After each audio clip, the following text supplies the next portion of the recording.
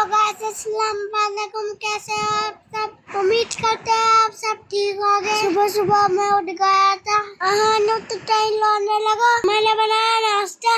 मैं नाश्ता कर रहा था, खान भी कर रहा था हमारे साथ नाश्ता। मम्मी ने बोला जल्दी नाश्ता कर लो, मैं होना है तैयार। बनाई मेरे लिए नए कपड़े, जींस का नेकर और टी शर्ट। पापा ने मेरे लिए भेजा विदेश से परफ्यूम। मुझे ये परफ्यूम बहुत पसंद आया, इसकी स्मेल भी बहुत अच्छी है।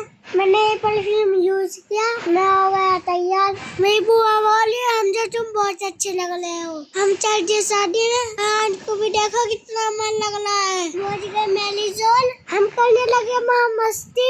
मैं तो ऐसे बैठ गया माँ जैसे मेरे ही शादी हो। हमें लग रही थी बहुत तेज भूख, और मैंने खाया खाना। मैं अपनी बुआ के साथ पार्क में आ गए। हम घर वहाँ पे गर्मी बहुत ज्यादा थी, हम तो दोनों भाई बहुत ज्यादा थक गए। ऐसी तरह के लिए